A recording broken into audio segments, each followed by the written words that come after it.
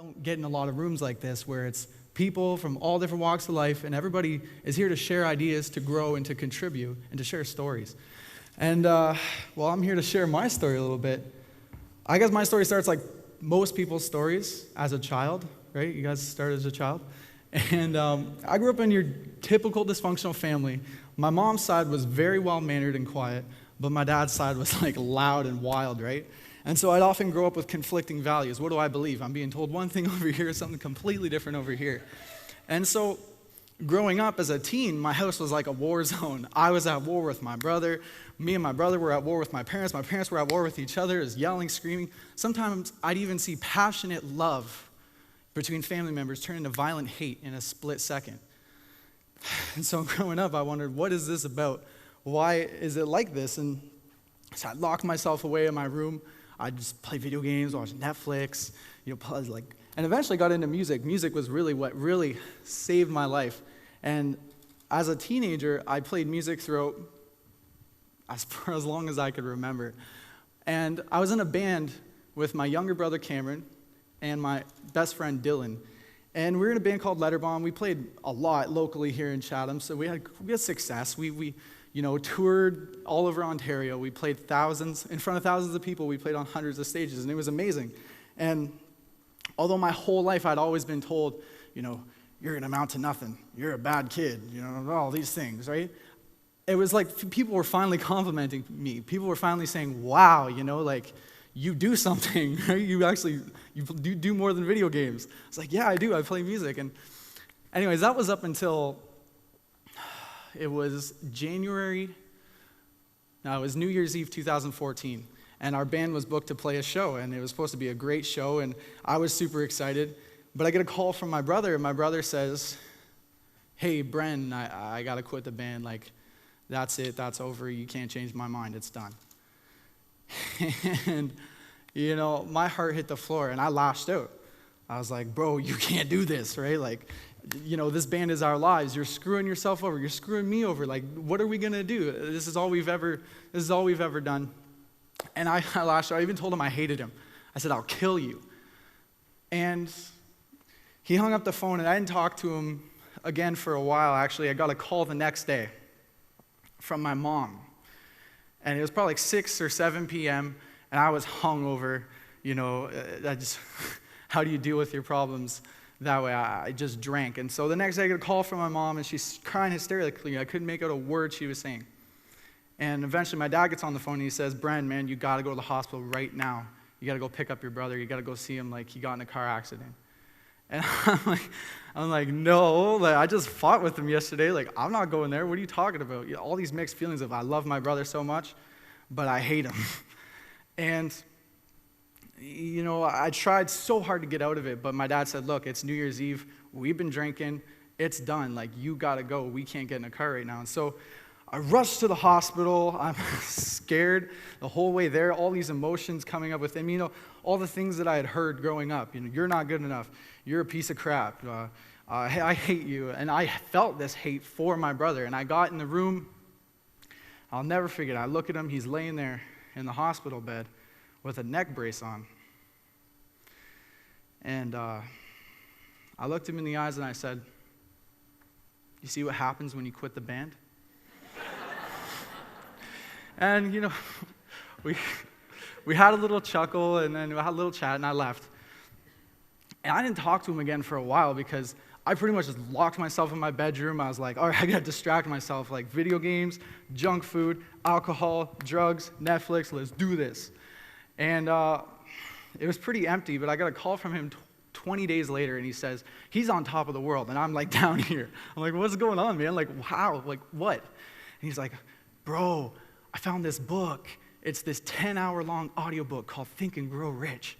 I'm like, yeah, and he's like, it completely changed my life, man. You got to listen to it. I'm like, bro, it's 10 hours long. You think I'm going to listen to a 10-hour-long audiobook called Think and Grow Rich? Some get rich quick money scheme or something?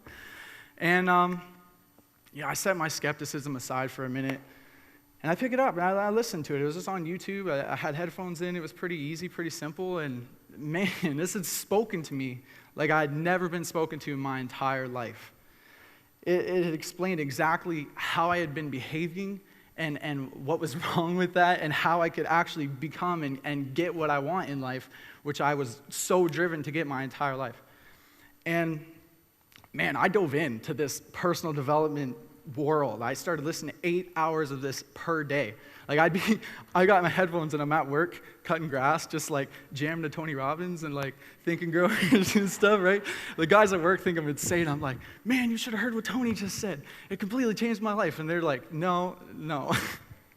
Anyways, it was amazing because all these things I'd been learning, it felt like I should have been taught this my whole life. At first, I felt cheated, right? I was like, how could I go my entire life without being taught how to live a happy, balanced lifestyle?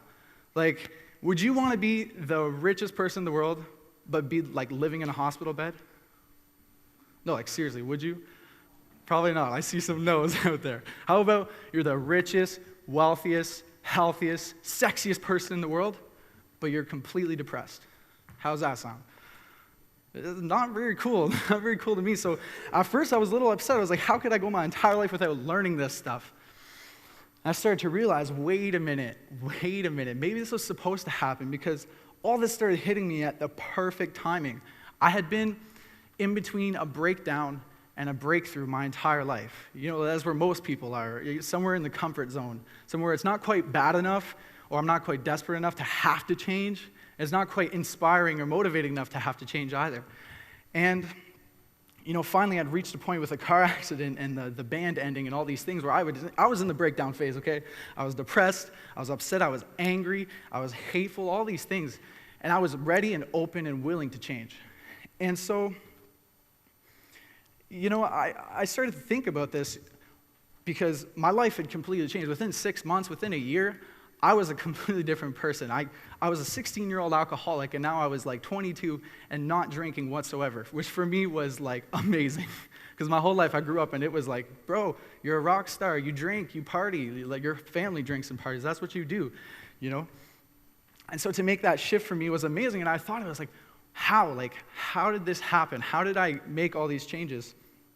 I started to think about it like, how did we communicate 10 years ago? You guys remember 10 years ago? Right? You remember we had like these big phones, right? It wasn't like it was today. We didn't have Facebook and Instagram and YouTube and Twitter and all these things. We didn't have at Dube Bren, right? We didn't have that 10 years ago. What about like 50 years ago, right? We were still calling with the little, you know, you had to wait, you had to turn the thing into wait. I remember that. I'm not that old, or not that young. Or one of my favorite things to think about is like, imagine 1,000 years ago. And you're in love with a beautiful girl on the other side of the world, and you want to get in contact with her, and you write a letter, and you tie it up, you put it into Dove's mouth, and you send the dove away, right? Like, could you imagine trying to get a conversation through like that? It's ridiculous. Let me show you something. If I can get this going. Okay. What's up, Facebook? We are live right now at TEDxChathamKent. TEDx, how you feeling today? Yeah. So there's one thing I want to mention, okay? My life has completely changed, but, you know, it wasn't the books, it wasn't the schools, it wasn't the people, because I could tell you exactly how to change your life. I could give you step-by-step how-to guide on how to do it, but that's not going to change you, because at the end of the day, what changes your life is from within. You make that decision. And so, make that decision. I love you, Facebook. Peace. How long was that? I had like 20 people, literally live, 20 people on my stream right there in like a minute. That is amazing, guys. Like, we've never lived in such a time where it's been so easy to get the information, the strategies, the tips, the people you need to make your life happen, to create the life of your dreams. There's people younger than me. There's 14-year-old entrepreneurs who are making, oh, wait a second. There's 14-year-old entrepreneurs out there making 6-7 figures doing this kind of thing, you know? We live in a world where anything is possible, like literally. I'll fight you on it, right? And, you know, realizing this, I wanted to create some sort of framework. I mean, I'm not trying to reinvent the wheel at all, but I took a look at Think and Grow Rich. I took a look at what Tony Robbins teaches. I took a look at all these great teachers and leaders, and they all pretty much said the same thing, There's this 3-step system to change. I like to call it 3 pillars, because if you're missing one pillar, the whole thing is going to fall down. And really the first step in my journey, and I think you'll discover in a lot of journeys, and other speakers coming up here today talking, you'll be able to relate this to them. You'll be able to relate the story, how you went from breakdown to breakthrough. And if you look at it, most great leaders in the world, seriously do it. There was a study, 75% of them were born in poverty, or they dealt with some sort of great tragedy or pain, and as a result, they rose from the ashes to inspire the entire world. And that's step 1, is inspiration. Because inspiration is really about what inspires you.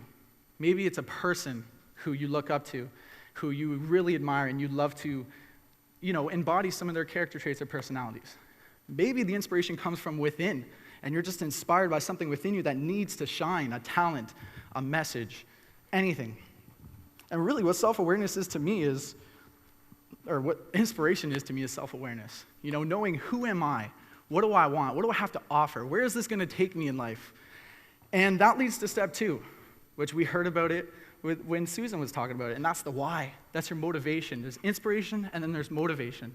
Because you could be inspired by something, but if you don't have a good enough reason why to go after it, you're not going to. Think about it. Any guys have kids? Nephews, nieces, anything like that? You're around kids? You ever get in an argument with a kid? They always ask, why? Well, because of this and this and this. Well, why? Well, because of this. But why? Because it's that important. As a child, we need to know why. And that leads to step 3, which is really where the transformation happens, and that is inspiration, motivation, transformation. And it's hilarious because anytime we want something, we skip straight to the how-to. How do I get it? How do I do it? How do I make it happen? Let's do it right now.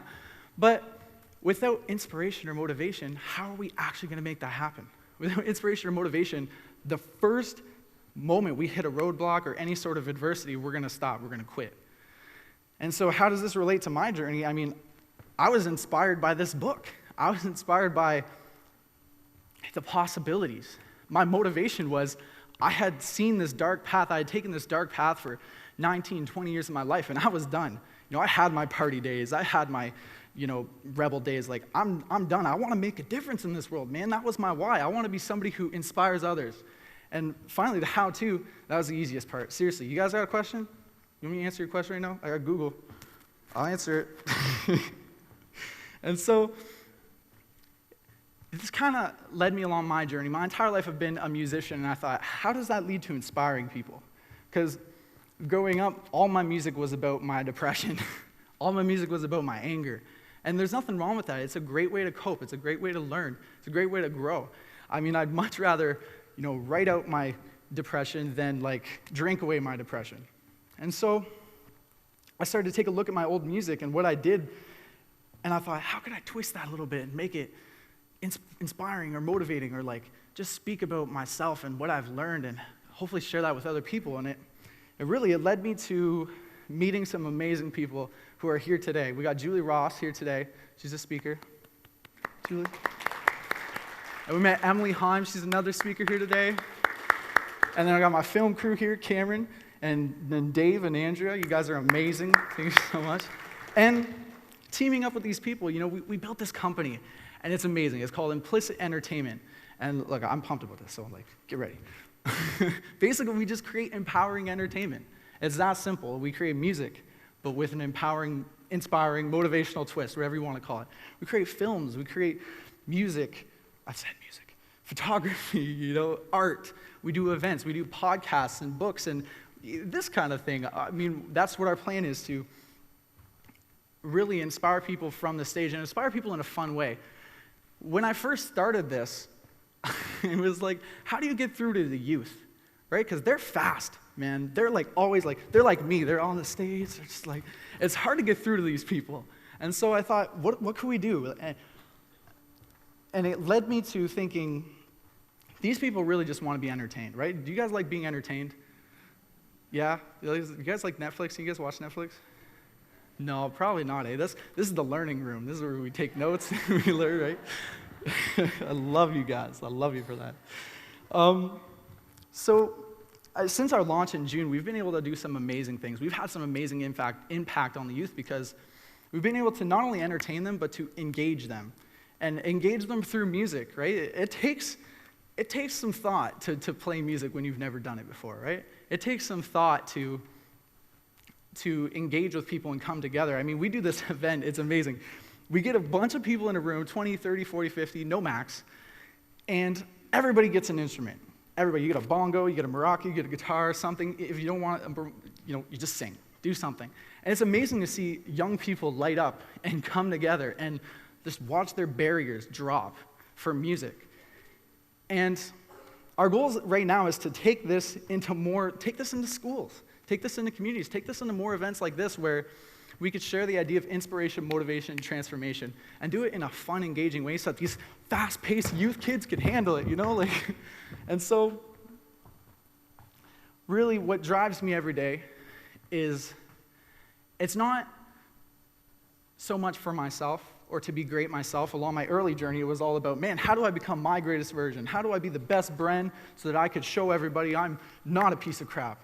I am going to amount to something. I am, And then it started, and that was so ego-driven, I always felt bad about that. But then it wasn't until my mission became in service of others. Right now, guys, I'm not nervous. I'm really not that nervous. Why? Because all I care about is service. All I care about is, are you getting anything out of this? Are you taking notes? He's taking notes. Right?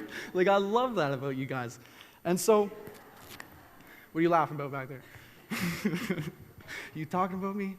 No, I'm not. But seriously though, guys, what drives me every day, what gets me out of bed, and what brings me to this event is I believe in a generation that is inspired to be their greatest version.